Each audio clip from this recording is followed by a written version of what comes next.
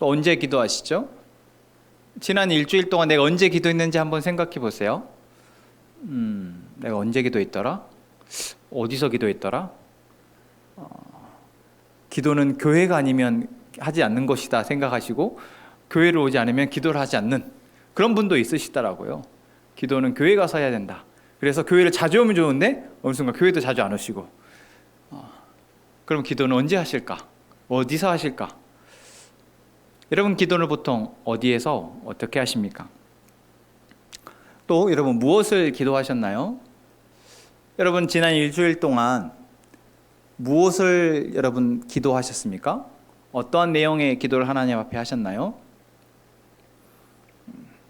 제가 그냥 물어보는 거 아니고요. 여러분들 지금 다 생각해 보시라는 겁니다. 왜냐하면 지금 내가 이것을 돌이켜보지 않으면 우리는 더 나은 기도자로서 나아갈 수 없습니다. 지금 내게 하나님이 이렇게 말씀하실 때 하나님이 나에게 뭔가를 더 주시고 싶어서 말씀하시는구나 생각하시며 제가 지금 여러분들에게 드리는 질문에 잘 생각해 보시고 정리를 해 보십시오. 내가 무엇을 기도했지?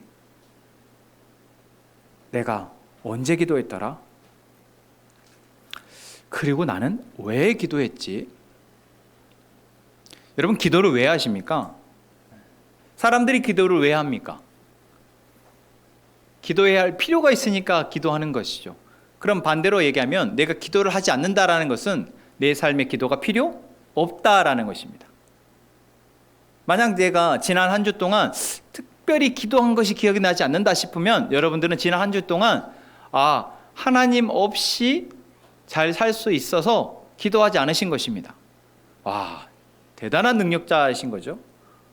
아니 솔직히 까놓고 말을 해서 여러분 우리가 하나님 없이 잘 살 수 있냐라고 물으면 그래도 기독교인이니까 그래도 교회를 다니니까 양심상 아닙니다. 하나님의 은혜 없으면 살 수 없습니다라고 말은 하지만 실상 내 삶의 패턴을 보면 하나님 없이도 살 수 있는 것처럼 우리는 살아가고 있지 않나 생각해 봅니다. 제가 하나님 없이는 살아갈 수 없습니다라고 고백한다면 그것은 내 삶에 드러나게 되어 있습니다. 어떻게 드러날까요? 하나님이 필요하다라는 것이 내 삶의 어떤 삶의 하루의 일상 가운데 묻어나겠죠. 그래서 그것을 통해서 말씀을 내가 본다든지 또는 기도를 한다든지 하지 않겠습니까? 현대인들에게 기도는 많이 퇴색되어진 어떤 종교적 의식인 것 같습니다.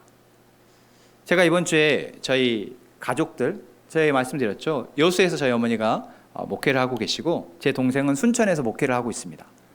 저는 사실 저희 아버지가 목회를 시작하셨고 섬에서 시골에서 목회를 하시며 또 개척을 하시는 그 어떤 그 여정이 정말 저는 자랑스럽습니다. 너무나 자랑스럽고 그것이 자랑스러워서 사실 저도 목회 길을 한 것은 아니지만 목회자가 되어 보니 더더욱이나 그 길이 너무나도 자랑스럽고 존경스럽습니다. 아니 저희 아버지뿐만 아니라 이 땅에 조금 저희보다 앞선 세대에 정말 오지에서 또는 정말 열악한 환경 속에서 목회를 하셨던 우리 목사님도 그러했지만 대부분의 목사님들은 사실 그만큼 존경받아 마땅하고 사실 우리가 자랑스러워해야 합니다.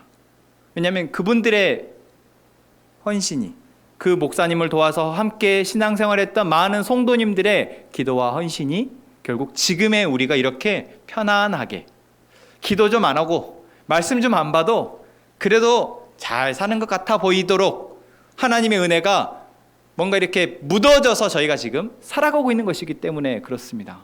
여러분 얼마나 놀랍습니까? 여러분 잘 모르셨죠? 잘 모르시는 것 같아요. 저는 근데 정말 너무나 잘 느끼고 알고 있습니다. 저희 아버지가 신앙의 유산으로 저에게 물려주신 것이 얼마나 귀한지 지금도 그것을 감사하지 않을 수가 없거든요. 이번 주에 저희 아버지가 믿음의 유산을 뿌린 저와 제 동생 또 저희 어머니까지 해서 세 가정이 가족 수련회를 했습니다. 올해가 처음 제 1회 가족 수련회를 하고 왔거든요. 거제도까지 갔다 와서 2박 3일 동안 가족 수련회를 하면서 저도 어린 시절에 제가 너무 어렸을 때 어머니가 아버지가 첫 목회지에서 목회했을 때 그때 이야기들을 어머니로부터 이제 어머니가 자기 손자 손녀들에게 신앙의 유산을 남기고 싶어서 이제 말씀으로 전하는 걸 들으면서 그랬었구나. 그냥 저는 어릴 때부터 엄마가 교회에 있었고 아빠가 교회에 있었으니 앞에서 설교하고 있고 예배 인도하고 있었으니 그냥 하나님을 믿는가 보다 했지, 어떻게 하나님을 만나셨는지, 또 하나님을 통해서 그들의 삶이 어떻게 구원받았는지, 또한 구원받은 이후에 그들의 삶 가운데 하나님이 어떻게 그들을 이끌어 가셨는지 저는 사실 어렸어서 잘 몰랐거든요. 그런데 이번에 이야기를 하시더라고요. 그 이야기를 들으면서 뭔가 제가 중요한 것을 놓치고 있었다라는 생각을 하게 되었습니다. 그것은 바로 내가 하나님을 정말 열망하고 있는가 였습니다. 내가 정말 하나님으로밖에 살 수 없다라는 고백이 내 입술에서 기도로 계속해서 고백되어지고 있는가, 내가 지금 내 삶에서 보이고 있는 수많은 문제들 가운데 내가 정말 하나님이 이 문제 가운데 일하실 것이고 확신하게 역사하실 것이라는 것에 대해서 내가 100% 확신하며 입술로 고백하며 기도하고 있는가? 잘 생각해 보니 내 기도가 하나님이 이렇게 일하실 것입니다 라고 기도하지만 그 기도에 어떠한 의미가 담겨 있냐면 하나님이 일하시겠죠? 의 의미예요. 일하실 거예요. 하나님이 일하십니다라는 100%의 확신의 고백이 아니라 하나님이 일하시면 참 좋겠네요. 하나님이 일하시지 않아도 그래도 현대의학이 병을 고쳐줄 거고 그래도 뭔가 어떻게 잘 되겠죠? 라는 마음이 1%일지라도 그것들이 계속 섞여서 내 안에 기도가 되어지고 있지 않았는가 돌아보게 되었습니다. 그런 의미에서 정말 죄송하다라는 고백을 여러분들 앞에 드립니다. 목사로서 제가 기도하고 하나님 앞에 뜻을 묻고 목회를 진행하고 또 여러분들과 함께 신앙생활을 해가고 저의 삶을 꾸려간다라고 했지만 어느 순간 제 안에 좀 나이브한 신앙의 마음이 스며들어오더라는 거예요. 이게 내가 지금 기도를 잘 하고 있어서 이렇게 평안하게 살아가고 있는 것이 아님에도 불구하고 내가 그냥 기도를 잘 했더니 이렇게 하나님이 그 순간순간마다 역사하신 것이 아님에도 불구하고 너무 제 삶 가운데 하나님이 역사하시고 일하시는 것들이 감사하고 분명하니 제 안의 기도가 조금씩 나이브해지느라. 그래서 이번 수련을 통해서 제 안에 하나님을 향한 기도의 마음이, 자세가 어떠했는지를 조금 반성하는 시간이 되었습니다. 여러분 어떠십니까? 지난 일주일, 최근에 여러분들이 어떤 무엇을 기도하실 때 여러분의 기도는 어떠한 자세로 기도하셨습니까? 하나님 우리의 삶 가운데 은혜를 베푸시기를 원하시고 그 이 은혜를 우리에게 주시기 위해서 하나님 우리에게 주신 선물이 무엇입니까? 기도입니다. 우리가 하나님께 직접적으로 우리의 바람을, 우리의 간구를 아뢰일 수 있도록 하나님이 길을 열어주셨습니다. 여러분 이게 얼마나 놀라운 일인가 저희가 자꾸만 잊어버리는 것 같습니다. 제가 이 말씀을 준비하다가 어떤 비유를 하면 여러분들이 이것이 얼마나 놀라운 일인가를 생각해 볼까 생각하는데 언뜻 드는 게 그래 우리 다들 여러분들 직장인들이고 곧 직장에 들어가실 장차 직장인들이시니까 광주에가 기아 자동차가 있잖아요. 기아 자동차 직원이 몇 명인지 아십니까? 한 3만 5천 명 정도 된다고 해요. 어마어마한 숫자죠.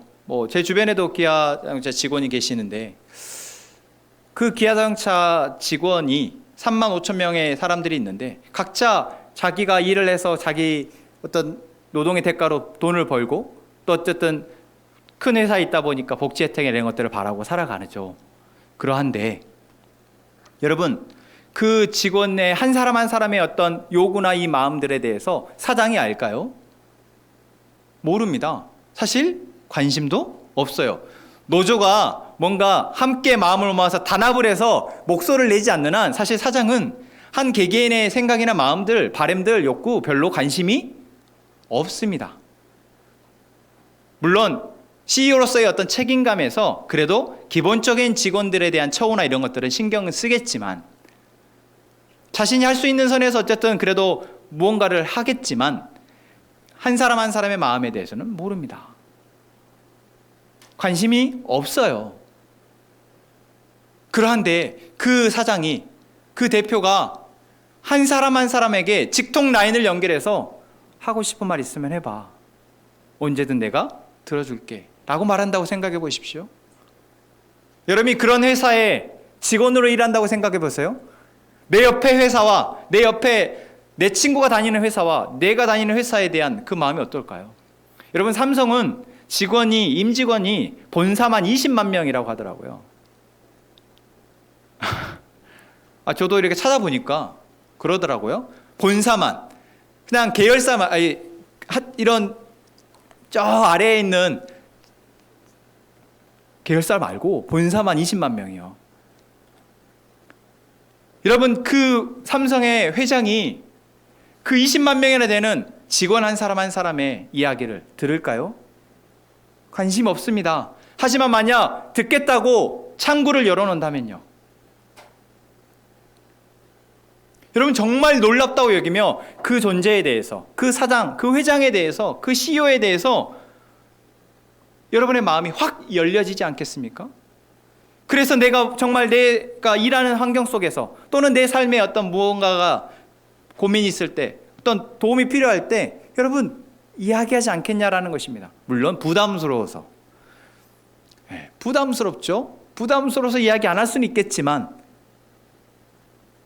여러분, 하나님이 우리에게 기도하라라고 말씀하시고 내가 너의 기도를 들어주겠다라고 말씀하십니다. 여러분, 이 세상을 만드신 존재가, 이 세상을 주관하시는 존재가 우리에게 그러한 은혜를 베푸신 것입니다. 여러분, 그 사실을 잊지 않았으면 좋겠습니다. 만약 내가 그러한 사실을 알고 있었음에도 불구하고 내가 뭔가를 아뢰지 않는다면 두 가지 중에 하나겠죠. 뭡니까? 할 말이 없거나, 그러니까 도움이 필요가 없거나, 아니면 그것을 믿지 못하거나. 여러분, 어느 쪽이십니까? 그래도 두 번째는 아니었으면 좋겠습니다. 내가 기도해도 하나님이 듣지 않으신다라고 여러분들이 여기지 않으셨으면 좋겠어요. 하나님이라는 존재를 여러분들이 만약 믿고 있다면, 알고 있다면 여러분, 그 하나님이 하신 말씀들 하나하나는 결코 거짓이 없다는 사실 또한 믿으시고 그 하나님이 우리에게 기도하라고 하셨다라는 것, 내가 너의 기도를 듣겠다고 말씀하신 것, 여러분 믿고 기도할 수 있는 저희가 되기를 소망합니다. 자, 우리가 이제 기도를 해야 합니다. 어떻게 기도를 해야 합니까? 여러분, 신앙생활을 오래 하면 할수록 사실 기도가 더 늘고 기도를 더 잘하게 됩니까? 어떠신가요? 여러분들이 1년 전에, 5년 전에, 10년 전에, 여기 20년 전에도 신앙생활 하시면서 기도하셨던 분들이 있으니 20년 전에 여러분들이 하나님께 기도했던 그 기도와 지금 여러분들의 기도의 수준은 어떠십니까? 사실 많이 달라지거나 많이 높아질 필요는 없지만 여러분, 우리가 누군가와 하나님께 기도를 한다라는 것은 그분과 계속해서 무언가를 소통하고 있다라는 것이니까 그 소통이 빈번해지고 더 잦아지면 잦아질수록 어떠할까요? 우리의 기도는 더 친밀해질 수밖에 없습니다. 그런데 만약 그렇지 못하다면, 내가 예전에는 참 기도를 열심히 했었는데 지금은 안 하고 있어요, 지금은 잘 기도가 안 나와요, 기도 할 말이 없어요 한다면 우리의 기도가 멈춰졌고 그 멈춰진 것이 계속해서 내게 습관적으로 멈춰지니 이제 지금은 그 사람과 뭔가 대화할 자리가 있어도 딱히 할 말이 없게 되는 것입니다. 내가 죽을 병에 걸리지 않는 한, 내 삶의 문제가 확실하게 이거는 내가 진짜 나 혼자 힘을 할 수 없겠다라는 생각이 들지 않는 한, 그래서 잊고 있었던 하나님이라는 존재가 나에게 절실하게 필요해지지 않는 한 기도하지 않게 되는 것입니다. 여러분, 우리가 이러한 상태가 되지 않기를 원합니다. 이러한 상태 되지 않기 원해요. 이제 막 기도를 시작하게 되어진 사람, 기도가 뭔지를 모르겠는 사람, 차라리 그게 나아요. 차라리 그런 사람이 낫습니다. 여러분, 내가 기도를 했었으나 안 하게 된 사람보다 차라리 기도가 뭔지를 몰라서 이제부터라 내가 조금씩 기도를 해봐야겠다. 어떻게 하면 되지? 세상에 하나님이라는 존재가 내 기도를 들으신다고? 해봐야겠는데? 여러분, 이러한 마음이 훨씬 더 낫다고요. 여러분, 이 순간, 이 말씀을 듣고 있는 이 순간, 우리가 신앙의 연주가 어쩌야 됐든 이 순간은 우리 안에 하나님을 향한 우리의 기도가 다시 새로워지기를 원합니다. 그 마음이, 그 자세가 다시 회복되어지기를 소망합니다. 그러기 위해서 우리는 기도에 대해서 다시 배웠으면 좋겠습니다. 기도를 배우는 데 있어서 가장 좋은 교보제는 무엇입니까? 바로 예수님의 기도입니다.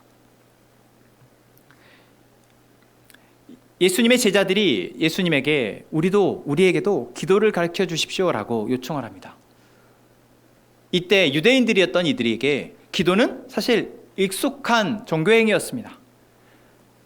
위에 종교 지도자에서부터 아래 그냥 보통의 백성들까지 이들은 하나님을 믿는, 야훼 하나님을 믿는 사람들이었기에 그들은 순간순간 기도를 했습니다. 집 문에 들어갈 때도 문벽에 터치를 하면서 이 집에 축복을 하며 들어갔고, 집 문을 나올 때도 나아가서 오늘 내가 이 바깥에서 일어날 일들에 대해서 하나님 앞에 잠깐이지만 터치를 하면서 기도를 하며 나아갑니다. 밥을 먹을 때든 또는 광장에서든 어느 순간에서든 이들에게 기도는 참 익숙한 종교의 행위였어요.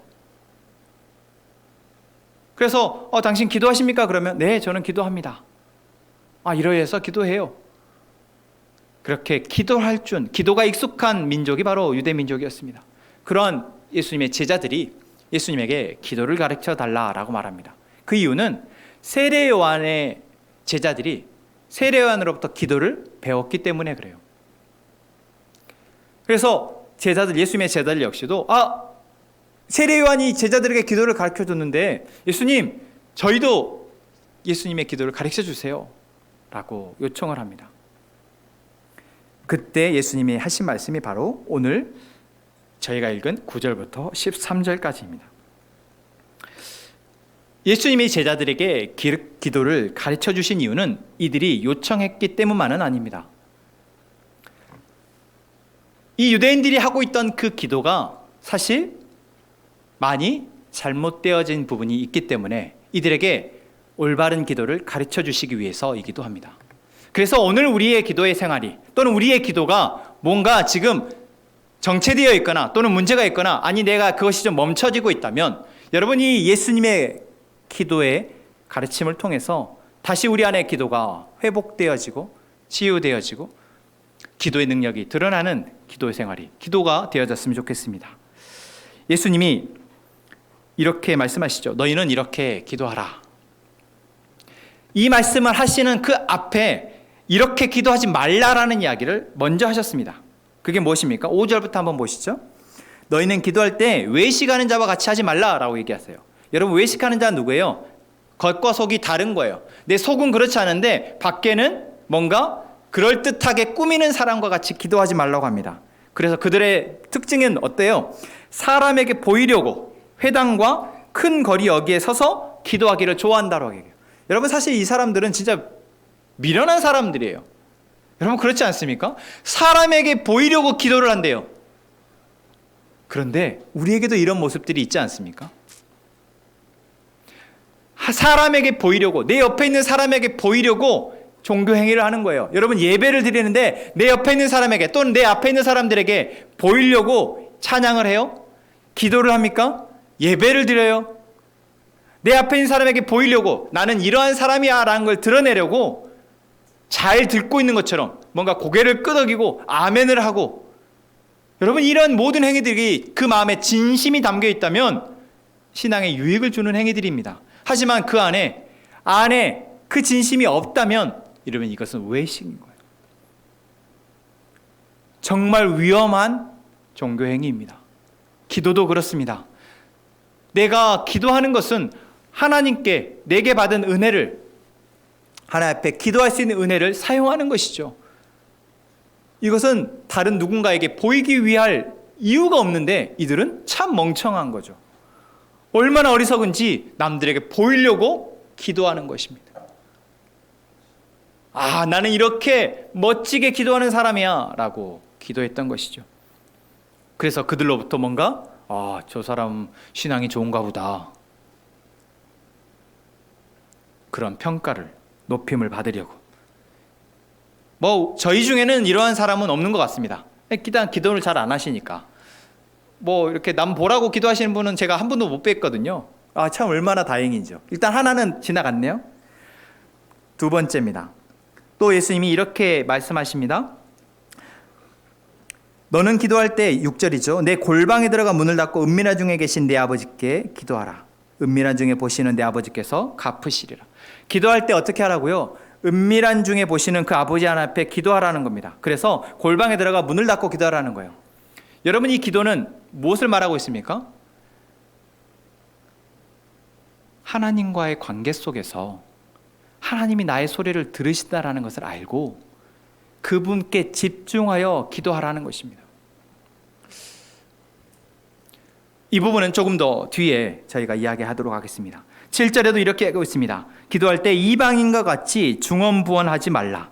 그들은 말을 많이 하여야 들으실 줄 생각하니라. 뭐라고요? 중언부언한대요. 이 말 저 말 그냥 입에서 나오는 대로 말을 하는 것입니다. 자기가 하는 말이 어떤 의미를 갖고 이러한 기도를 들으실 대상이 이 기도에 대해서 어떻게 일하실지에 대한 어떤 생각을 갖고 기도하는 것이 아니라 그냥 이 말 저 말 나오는 대로 기도하는 거예요. 또는 반복해서 무언가를 계속해서 주문처럼 외우는 겁니다. 여러분, 이 기도는 결국 뭐예요? 내 기도를 들을 대상에 대해서 이해가 전혀 없는 것입니다.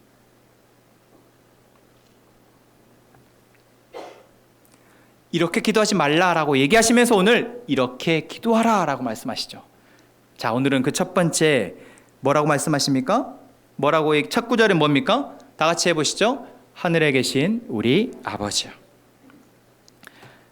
하늘에 계신 우리 아버지요 라고 예수님은 기도를 이렇게 시작하라라고 말씀하십니다.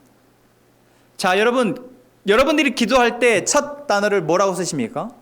보통 그 사람은 자기가 주로 쓰는 단어를 보통 씁니다. 저는 자주 사용하는 제 기도의 앞에 첫 구절이 뭔가 보면 사랑의 하나님, 사랑의 하나님, 저는 주로 이 단어를 거의 한 60% 이상을 쓰는 것 같아요. 특별히 다른 주제에 다른 이름의 하나님을 언급해야 될 이유가 있지 않으면 그냥 가볍게 제가 기도할 때는 사랑의 하나님을 항상 먼저 언급합니다. 사랑이 많이 필요해서 그래요. 그 사랑이 너무나 필요해서 항상 사랑의 하나님을 먼저 언급합니다. 여러분 어떠신가요? 여러분이 은혜가 풍성하신 하나님, 천지를 만물을 지으신 하나님, 어떤 미사여구를 여러분들이 사용하셔서 하나님의 이름을 부르시든 상관이 없습니다. 하지만 우리가 잊지 말아야 할 하나님의 존재에 두 가지가 있는데 첫 번째 바로 그것이 하늘에 계시다라는 것입니다. 여러분, 하늘에 계시다라는 건 뭐예요?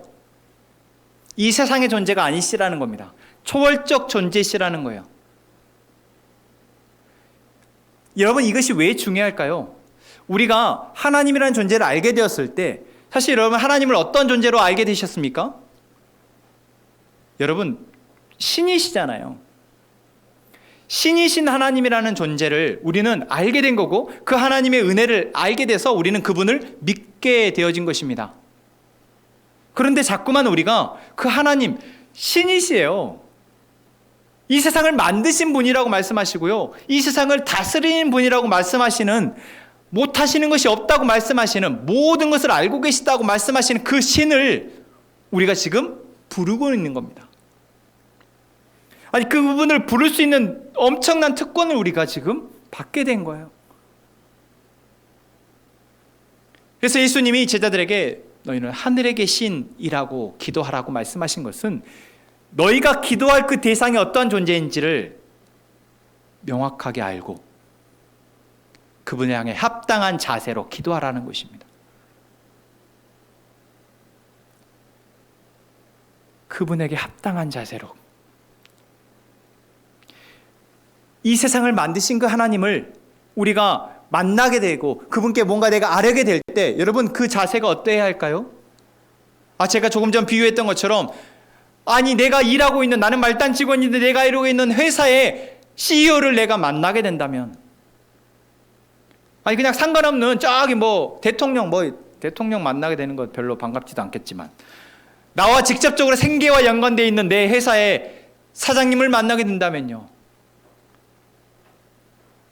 그분께 내가 뭔가를 아뢰어야 한다면 여러분 우리가 그때의 마음과 내 자세는 어떠합니까? 그 마음을 잊지 않고 하나님 앞에 나와 기도하라는 것이에요.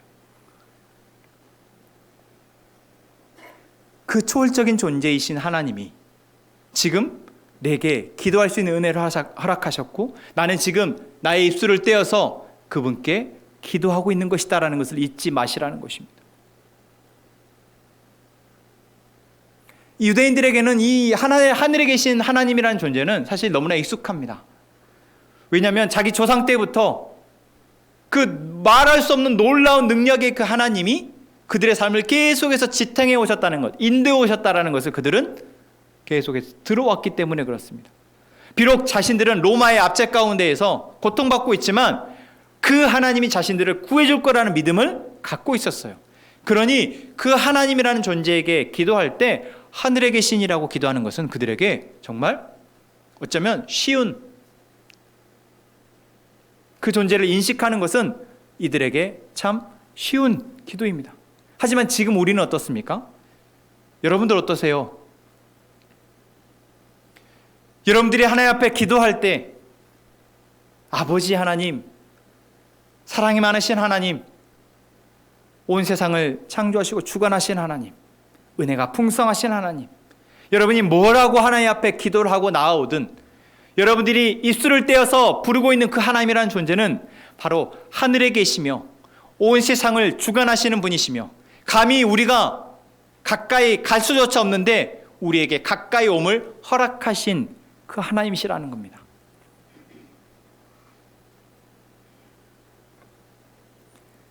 그래서 우리가 하나님에 대한 경외의 마음을 가지고 기도해야 합니다. 아니 사실 이 마음이 없으면 기도라는 것 자체를 아마 안 할 겁니다.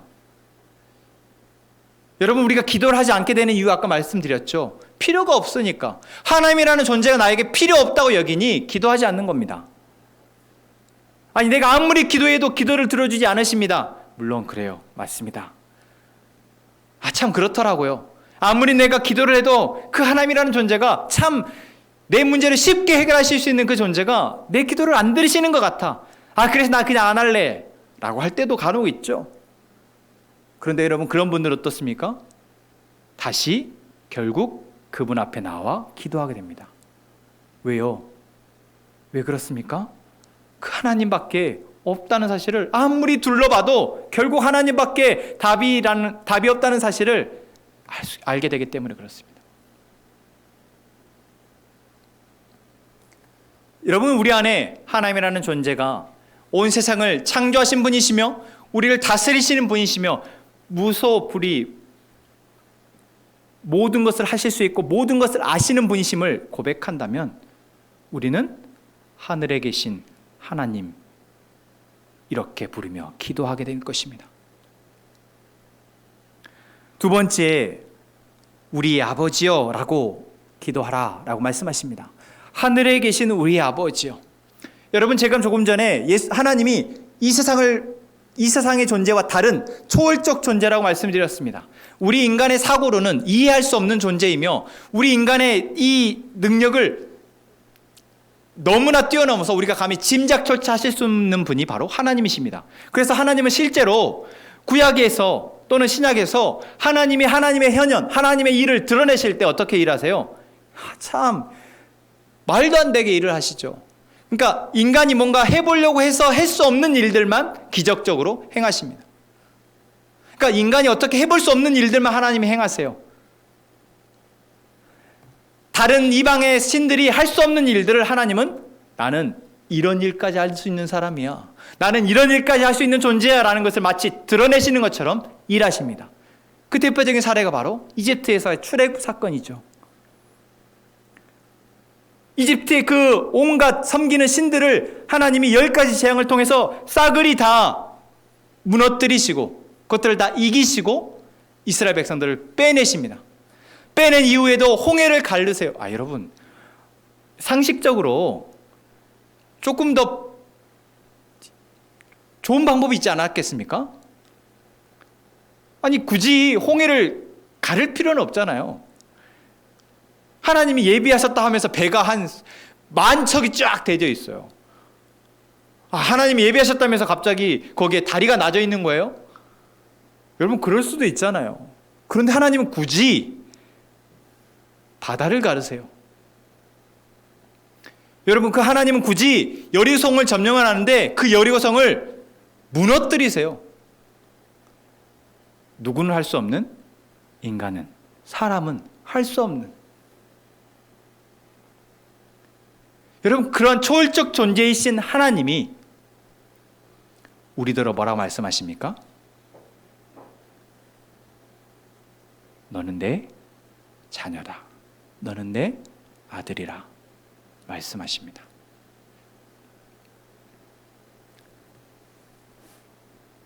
만약 우리가 하나님을 초월적 존재로만 여긴다면 어떻습니까? 그 하나님과의 거리감 때문에 우리는 부담스러워서 사실 아릴 수 없을지도 몰라요. 실제로 유대 백성들이 하나님에 대한 그 두려움 때문에 그 하나님이 자신들을 조금이라도 내게 흠이 있으면 나를 죽이실 것 같다라는 그 두려움 때문에 하나님께 가까이 나아가지 못했습니다. 그래서 오히려 종교가, 그들의 이 신앙이 고립되고 변질되어졌죠. 그래서 하나님은 이제 예수 그리스도를 통해서 하나님을 믿게 된 우리에게는 어떻게 말씀하십니까? 너희가 예수를 믿고 영접하면 내가 너희의 아버지가 되어주겠다 말씀하십니다. 너무 거리감 있는 존재로서 하나님이 우리를 지켜보시다가 뭐 필요할 수 있으면 하나님이 하시고 싶은 대로 일하시는 것이 아니라 바로 우리를 사랑하시는 존재로 우리의 아버지로서 우리 옆에서 우리와 함께 거하시며 우리를 사랑해 주시겠다고 말씀하시는 표시가 바로 내가 너의 아버지고 너희는 나의 자녀다 말씀하시는 것입니다. 그래서 여러분, 우리가 하나님 앞에 기도할 때 우리의 기도는 어떠한 기도입니까?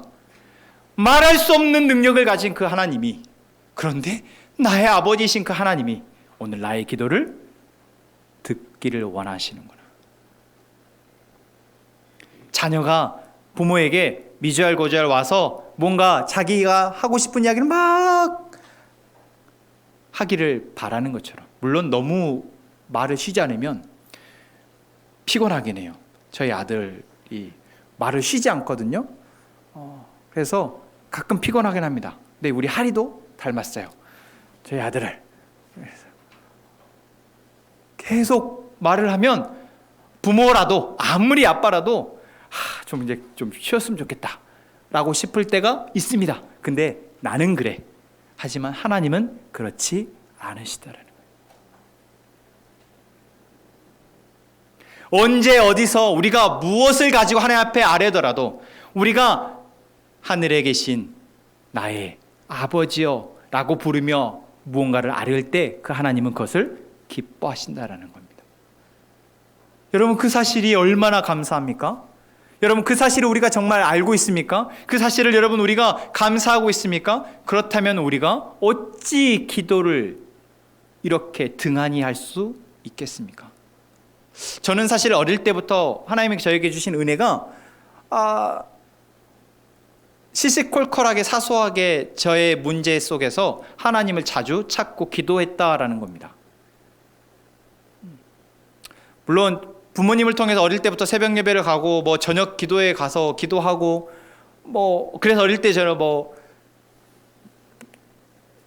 많은 기도의 훈련들이 있었긴 했지만 사실 그런 기도의 훈련을 통해서 제가 뭔가 기도했다기보다는 저는 그저 하나님이라는 존재가 저에게 너무나 친밀하게 다가와서 수시로 부모님에게 할 수 없는 말들을 하나님께 아뢰며 기도했었던 기억들이 납니다. 지금도 그때 기도했던 기도들이 생각이 나요. 여러분, 우리가 어린 시절에 신앙을 배우게 됐을 때 유익이 바로 여기에 있습니다. 어린아이들은 순수하게 하나님이라는 존재에 대해서 하나님 이런 분이시야? 라고 말하면 아, 그렇구나 하고 그대로 그분을 인식을 하고 자신들의 상황 속에서 그분을 찾게 되는 것이에요. 여러분 어떠십니까? 지금 여러분에게 하나님은 어떠한 분이십니까? 하늘에 계신 여러분의 하나님 아버지 맞으십니까? 그렇다면 어찌 여러분 우리가 기도를 쉴 수가 있습니까? 어떻게 등한시 여기며 그냥 어쩌다 한번 그냥 의식적으로 관례적으로 그냥 기도해야 할 것 같으니까 그렇게 기도할 수가 있겠습니까?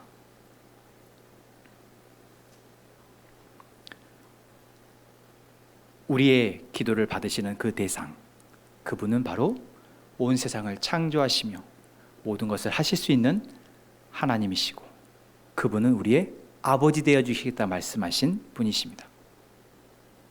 그분께 여러분 어떠한 기도의 내용을 아뢰는지는 이제 다음 주에 또 이야기를 나누겠지만 어떠한 기도의 내용을 나누기보다 더 중요한 것은 우리가 그분을 어떻게 바라보고 있느냐입니다. 어떻게 인식하고 있느냐예요.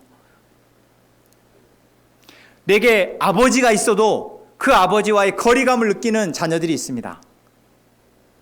내게 엄마가 있어도 그 엄마와의 거리감을 느끼는 자녀들이 있어요. 여러분 그 거리감을 느끼면 어떻게 됩니까?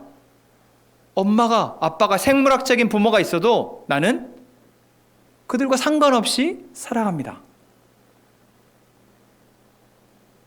여러분 혹시 우리가 하나님이 우리의 아버지 되어 주시겠다 말씀하시고 우리가 찬양으로는 하나님을 아버지라고 고백하면서 정작 우리의 일상에서 우리의 삶 속에서 하나님을 배제한 채 그냥 살아가고 있지는 않는가? 여러분 우리가 오늘 돌아봤으면 좋겠습니다. 하나님 우리의 아버지 되심을 믿으십니까? 여러분 하나님이 모든 것을 하실 수 있는 분이심을 믿으십니까? 모든 것을 아시며 우리의 삶을 하나님의 뜻 가운데에서 선하신 길로 인도하시는 분이심을 믿으십니까? 믿으십니까? 그러하다면 여러분 지금 이 순간부터 오늘 이 순간 지금 여러분들에게 그 하나님이 여러분들의 기도를 들으신다라는 것을 기다리고 계신다라는 것을 생각하시며 아뢰어 보십시오. 무엇을 아뢰시겠습니까? 단 한마디의 말이라도 아니 그냥 아무 내 입에서 나오는 어떠한 말이라도 내가 아버지 되시며 나의 모든 것 되시는 그 하나님을 부르고 진심을 담아서 내가 그분께 아뢰온다면 하나님께서는 그 이야기들을 들으시며 우리에게 말씀하실 것입니다. 인간은 자기의 필요 때문에 하나님을 신을 찾습니다. 하나님은 그것을 뭐라 하지 않으세요. 여러분 우리의 필요 때문에 우리는 신을 찾는 겁니다. 그것을 하나님께서 너 안 되겠다 이렇게 말씀하시지 않으세요. 그런데 적어도 내 필요 때문에 하나님을 찾더라도 그 하나님이 누구신지에 대해서 내가 바로 알고 바로 고백하며 찾아야 하지 않냐라는 것입니다. 하나님 제가 돈이 필요합니다 라고 하나님 내가 건강이 필요합니다. 하나님 내가 친구가 필요합니다. 하나님 내가 이것이 문제가 해결되어야 합니다 라고 여러분들 기도를 하시더라도 내 기도를 아뢰일 대상이 누구인지에 대해서 여러분 성경이 말하는 그 하나님을 내가 알고 그 존재를 내가 믿고 고백해야 하는 것이 아니겠습니까? 내 바램 때문에 하나님이라는 존재를 두리번 찾다가 아 하나님이라는 분이 있어? 그럼 나 그분 앞에 기도해봐야겠다 라고 생각하든 내가 이미 알고 있는 그 하나님에 대해서 아 그 하나님을 내가 이제는 나의 아버지로서 다시 회복하고 내가 잊고 있었던 그 아버지의 사랑을 내가 다시 회복하고 나의 일상부터 조금씩 그 하나님 앞에 아뢰었다라고 생각하고 기도를 하든, 여러분 오늘 다시 그 아버지이신 하나님 앞에 기도하는 저희가 되기를 소망합니다. 무엇을 기도하실지 이 시간 잠잠히 눈을 감으시고, 이 시간 나의 입술에서, 나의 마음 가운데서 하나님이 어떻게 고백되어지는지, 그리고 나의 고백과는 상관없이 다르게 성경 속에서, 말씀 속에서 하나님이 어떠한 분이시라고 본인을 드러내시는지 우리가 말씀을 생각하며 이 시간 함께 기도하겠습니다.